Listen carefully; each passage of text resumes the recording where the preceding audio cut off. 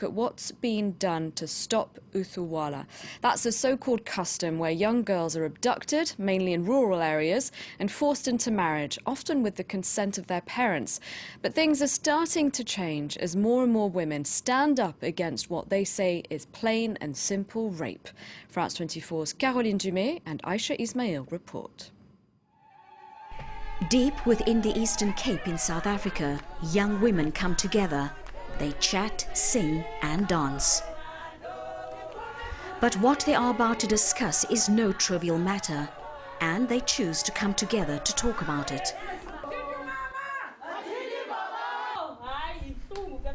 Ukuthwala is the forced marriage of young women. It's a cultural practice that women's rights organizations would like to stop. Nonkosi regularly organizes educational workshops. She tells her audience they must not do to their daughters what their mothers did to them. According to Xhosa tradition, girls are kidnapped and taken to their future husbands. Some are taken with their family's consent, some not.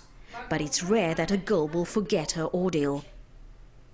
The domestic violence, it's happening, but the women, they are not aware of the human rights perspective. They feel oppressed. But because of the, what can I say, because of the cultural domination, because as women we are being told to do the stuff and we don't have a choice, that's the thing. Each story is more moving than the last. This woman was kidnapped when she was just 14, brought to a man 30 years older in a strange place. She was tied up so that he could make a woman out of her.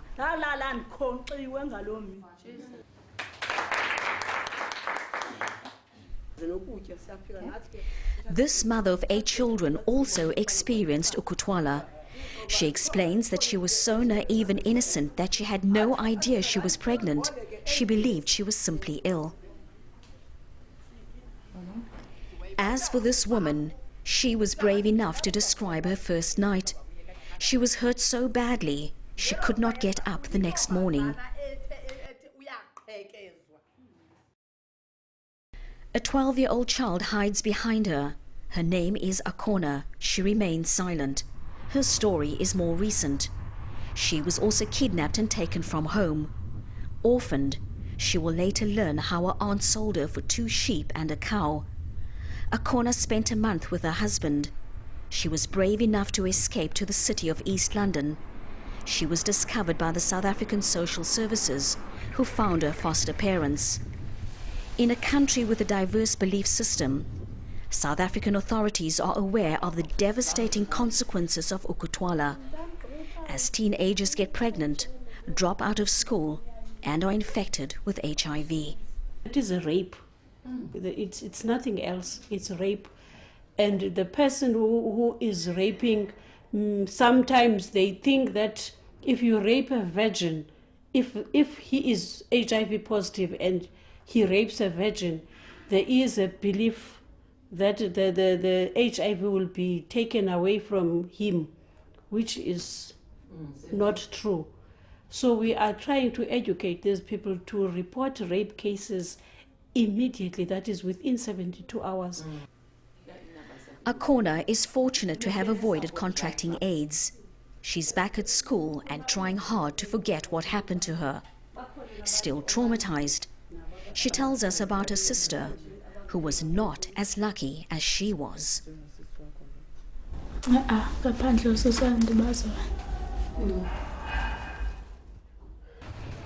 In Nelson Mandela's country, too many women are still the silent victims of archaic ancestral rights.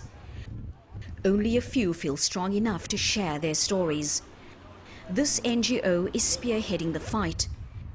They've pressurized the authorities in Pretoria to outlaw ukuthwala and declare that it violates the rights of children under South Africa's progressive constitution. But the founder of this NGO knows the war is not yet won.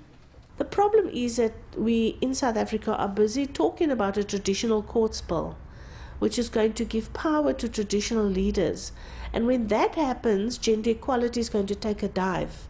So it is a critical concern for us. We have to provide stronger evidence that this practice is happening, that it is harmful to young women, in order for the state to recognize it, acknowledge it, and actually respond to it appropriately.